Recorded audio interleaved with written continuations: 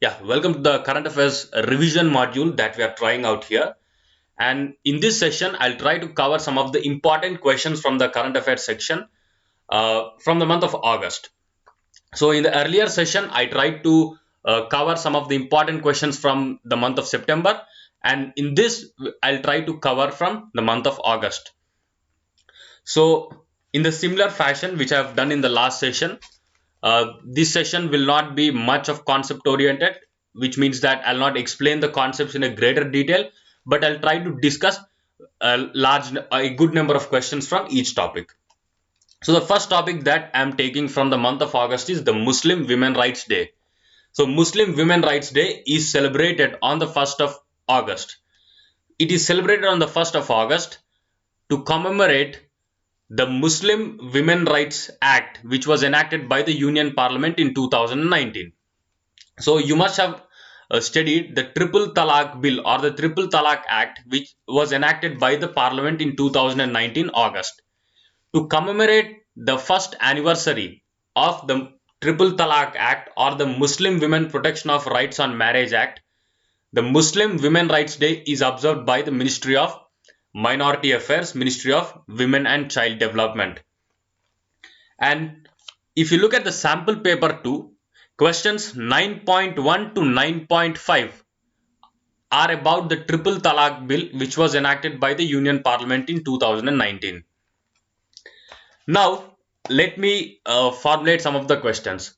The first question which I would like to ask is, how many types of divorces are there in Islam? The answer is there are three types of divorces in Islam. First is mutual consent, second is kulla, and third is talaq. So what is mutual consent? Mutual consent is both husband and wife uh, trying to depart from each other. Second is kulla. Kulla is something where the wife initiates the process of divorce. But do remember, in Islam, only husband has the power to grant divorce. However, in kulla, a divorce can be initiated by wife. So this is about kulla. And third and the most contentious one is talaq. So remember, talaq means divorce. And here there are three types of talaqs. One is a talaq-e-ahsan, A-H-S-A-N. In talaq-e-ahsan, talaq is pronounced and a time period of 90 days will be given. So within 90 days, the talaq has to be formalized and they have to depart. And in the meanwhile, that is in these 90 days, arbitration can take place. That means the elders of the family or the village elders can come and ask both wife and husband not to depart from each other. So this can take place within the 90 days time period. And after 90 days, if nothing is formalized, then by default the divorce is formalized. This is talaki Hasan, Hasan. And next we have is talaki Hassan. So the earlier one is Talaki Ahsan, Ahsan, and this is Hassan. In Hassan, so initially Talak will be pronounced and a time period of 30 days will be given. And in these 30 days, again arbitration can take place. So after that, uh, if divorce is not formalized, again Talak will be pronounced and again a 30-day time period will be given. Even if Talak is not formalized, again a period of 30 days will be given, and in total 30 30 30, a total of 90 days will be given. And after these 90 days, if nothing concludes, then the divorce is granted by default.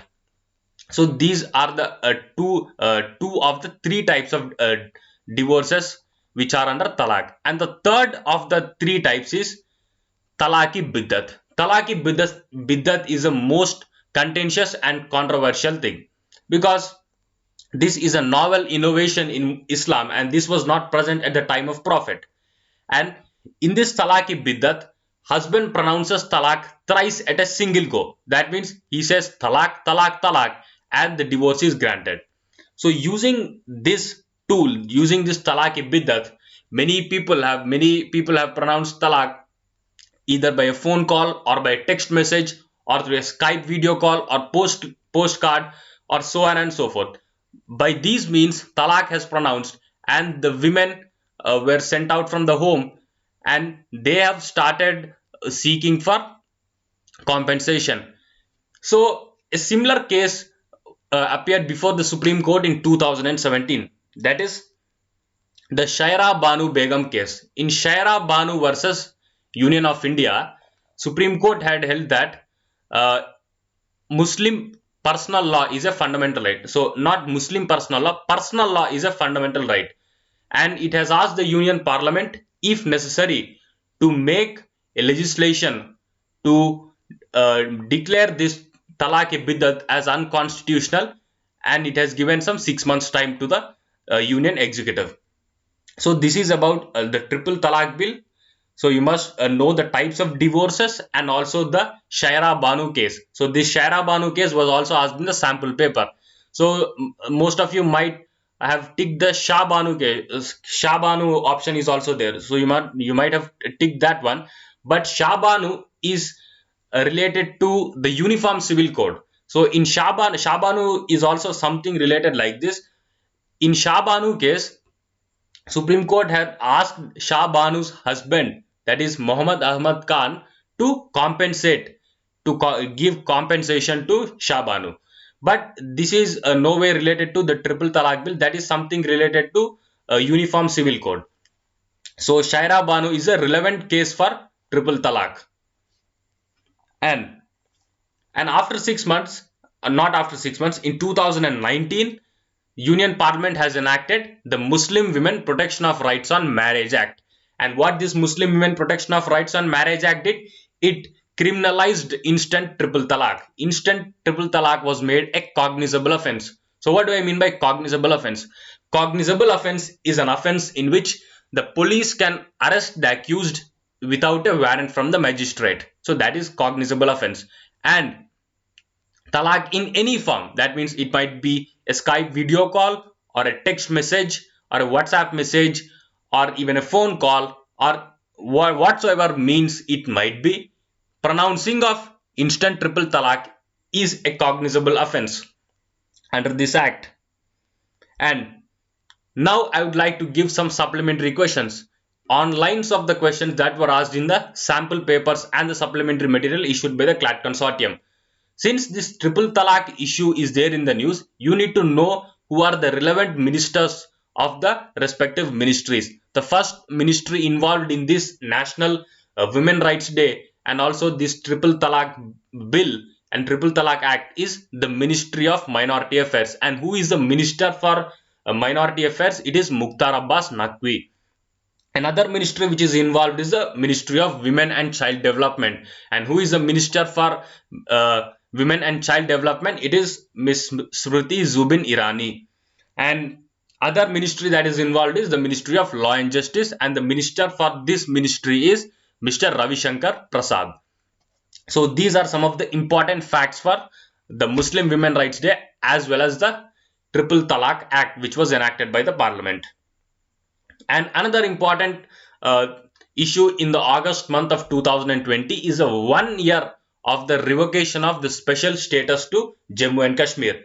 So you must know that earlier Jammu and Kashmir was enjoying a special status which was guaranteed by Article 370 and also Article 35A. And on August 5th, 2019, these provisions were nullified. And now let us look at some of the important facts. And before that, even this topic turns out to be very important, because even in sample paper 1, questions 2.1 to 2.5 are about this Jammu and Kashmir issue.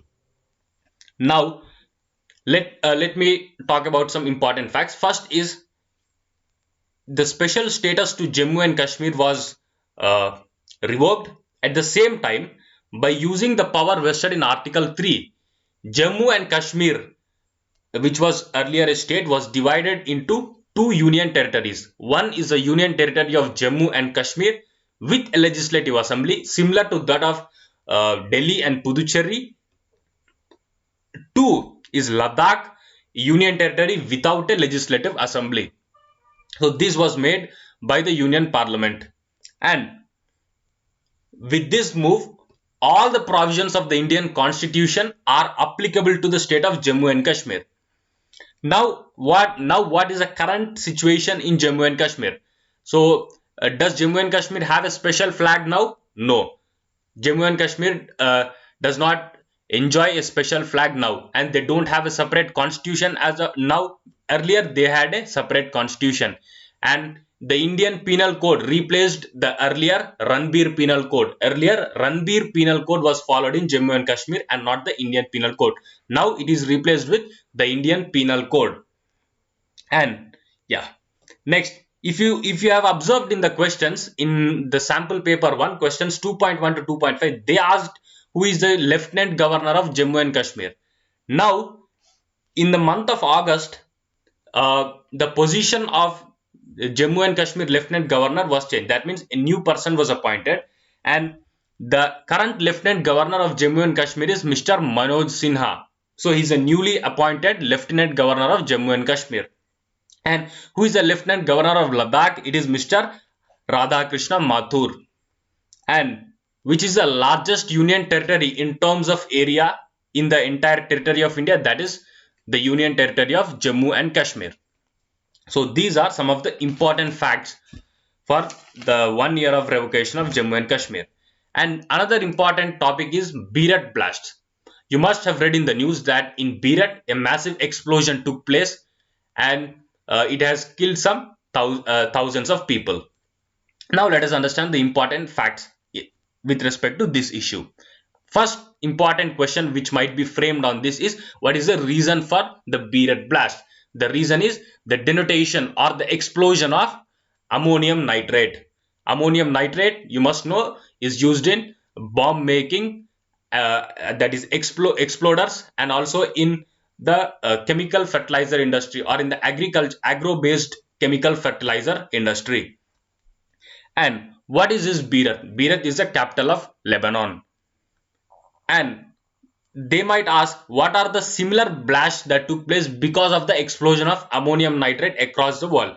In 2015, China witnessed a similar blast because of the explosion of ammonium nitrate. And in 1947, Texas, which is a state in the United States of America, also witnessed a similar explosion because of the denotation or explosion of ammonium nitrate. In India, ammonium nitrate was used in some bomb explosions in Pulwama, in Malegaon, in Hyderabad, in Delhi, in Mumbai, and many other blasts. So these are some of the important facts for the Beerut blast issue. And another important issue is the 75 years of Hiroshima bombing. So you must have studied in class 9 and 10 about the world wars.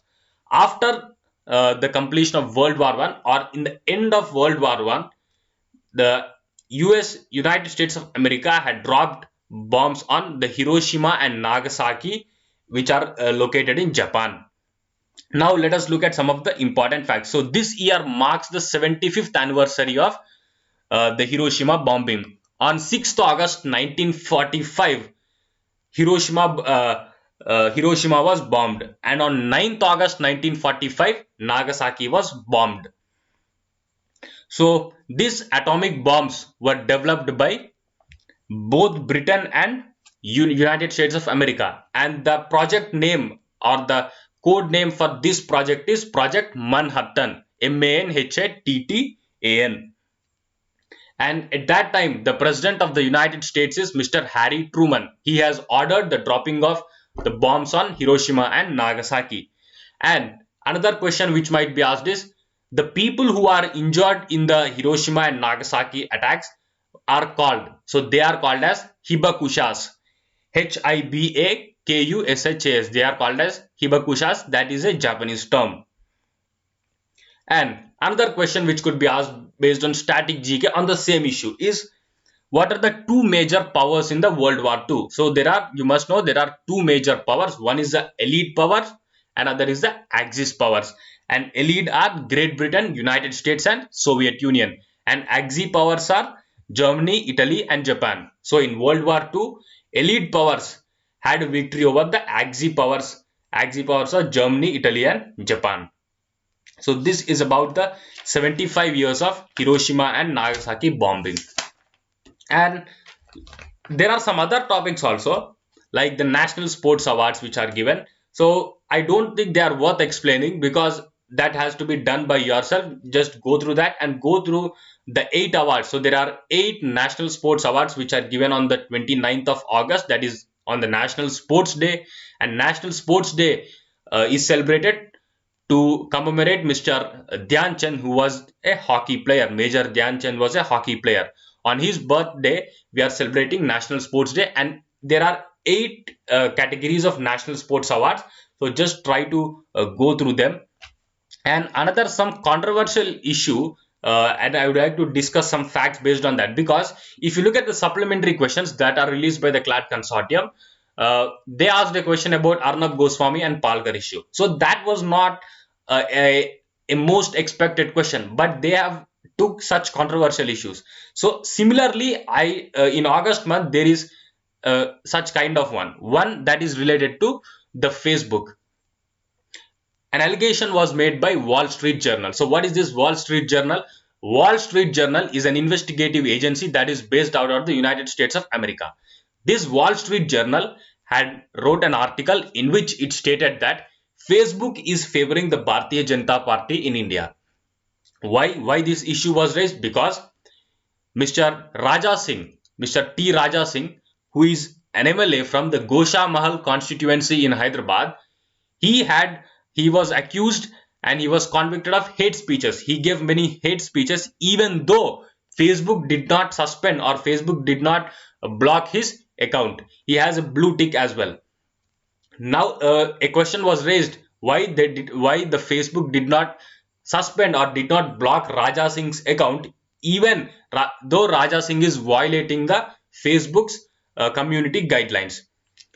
Wall Street Journal said that Facebook is favoring, and according to Wall Street Journal, Facebook's Indian manager, she said that if we are targeting or if we block the accounts of the ruling party in India, we will not be in a position to continue our business in India. So this was said by Facebook's public policy advisor in India, and this was quoted by Wall Street Journal.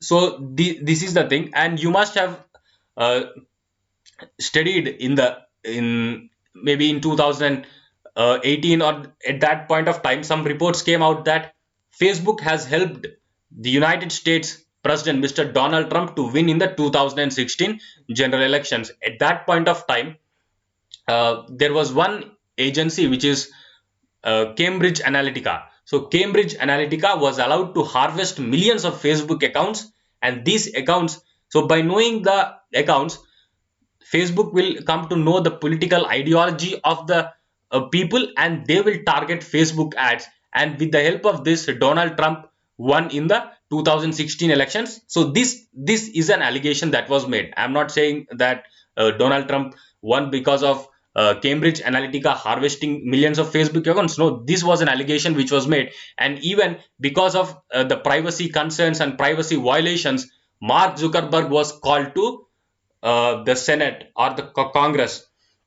And so after this, recently Facebook has constituted an on-site board, and our friend, guide, and philosopher Mr. Sudhir Krishna Swamy is also a member of the 20-member on-site board, which was constituted by Facebook. And this actually is like a Supreme Court to the Facebook. This organization acts independently of Facebook, and it guides Facebook in various issues. Yeah. So these are some of the important topics that I took out from the month of August. However, there are many things, but I have intentionally did not take them due to the paucity of time. And I hope this session is helpful.